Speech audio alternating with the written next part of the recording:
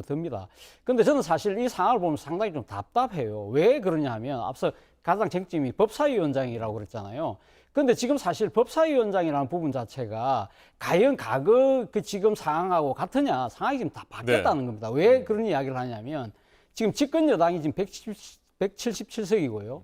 그리고 지금 이 범여권을 속하는 정당까지 다 합치면 압도적으로 5분의 3을 넘어요. 그렇다고 한다면 각 상임위에서 5분의 3 이상을 다 차지할 수 있어요.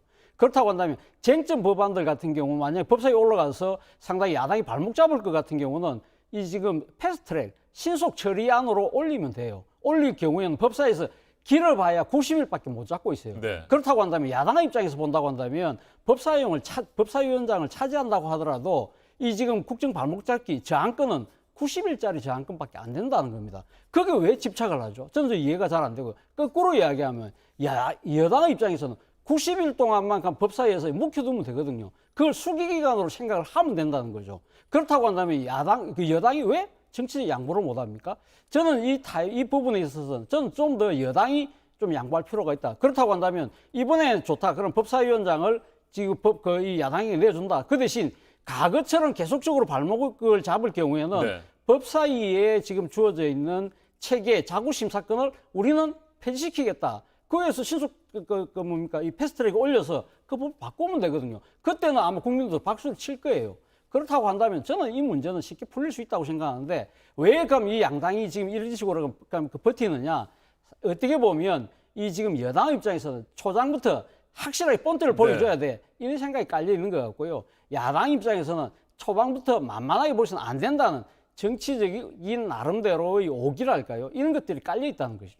그렇다고 한다면 저는 이 자그마한 차이가 상당히 큰 지금 이 형태로 나타나고 있는데 이 부분에 있어서 여야가 정치력을 모으지 못한다고 한다면 저는 21대 국회도 상당히 희망이 없다고 아마 국민들은 판단할 수밖에 없지 않겠습니까? 그렇다고 한다면 이러한 따가운 국민들의 질책이 저는 뭐 오늘 또 좀 더 나가서 이번 주말을 통해서라도 충분하게 간격을 좁힐 수 있지 않을까라는 조심스러운 기대를 갖고 있습니다. 네, 최 평론가님.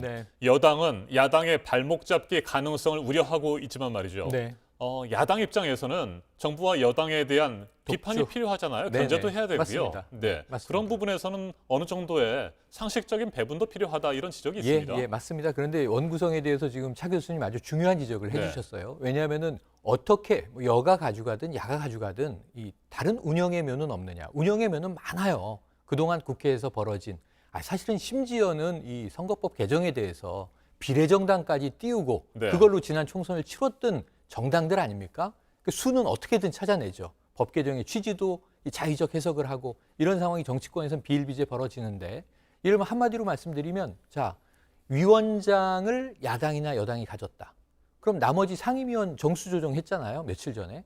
그러면 나머지 여야의 상대당 의원들은 의미가 없는 겁니까? 그럼 위원장이 다 상임위를 하지 뭐하러 의원들을 배치해요? 300명을 18개 위원회, 겸임위원회가 있습니다. 실제로는 14개죠. 여기 위원들을 다 배치해놓고 지난번에 말씀드렸지만 금태섭 의원 경고 한 번 내렸을 때 뭐라 그랬어요? 위헌적인 경고 조치다. 왜냐? 의원 하나하나는 걸어다니는 입법기관인데 양심에 따라서 본인이 표결할 자유가 있는 거 아니냐. 국회의원의 위상이 그만큼 큰 겁니다. 한 명이. 그런데 위원장 자리도 물론 중요하지만 그 위원회가 상시적으로 열려서 그 안에서 국정 현안들을 놓고 여야가 입장을 다투거든요. 거기는 또 여야의 당론만 있는 게 아니라 의원 개인의 해석과 또 양심에 따른 이제 이 국익이 무엇인가에 대한 고뇌가 들어있어야 되는 거죠.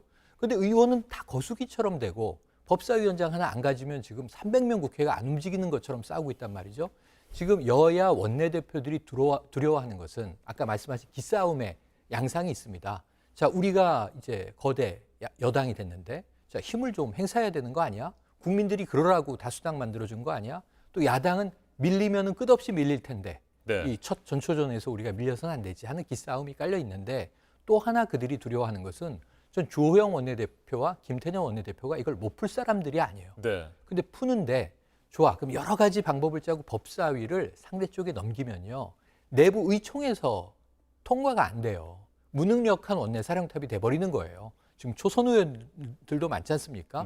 어찌 보면 전의를 불태우는 의원들이 많은데 내부 리더십에 대한 고민도 원내사령탑인 대표들에게 있는 거예요. 양보했어요.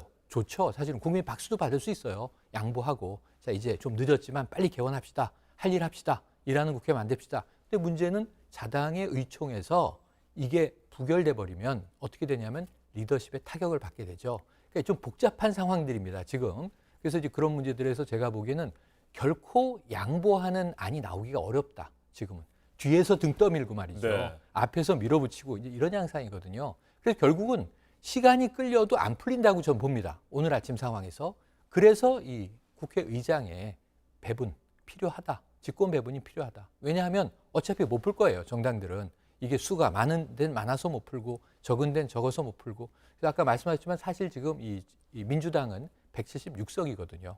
국회의장은 이제 소속 정당을 일단 일시적으로 떠나기 때문에 박병석 의장은 무소속의 국회의장으로 이제 역할을 하고 있는 것인데 그러면은 저는 합리적 판단을 가지고 어느 쪽은 반발을 분명히 합니다. 할 수밖에 없죠. 국회의장이 만약에 야당을 밀어주면 여당에서 난리가 한번 납니다. 또 이걸 여당에 주면 야당에서 국회의장 또 성토합니다. 문희상 의장 시절에도 받고 정의화 의장 시절에도 받거든요. 그런데 이번에도 그런 파란은 겪겠지만 결국은 그러라고 칼자루 쥐어준 거 아니냐. 그럼 저는 시간이 흘러도 생산성은 나오지 않는다. 그렇다면 오늘 결정하는 것이 옳다. 이런 말씀을 드리고 싶습니다.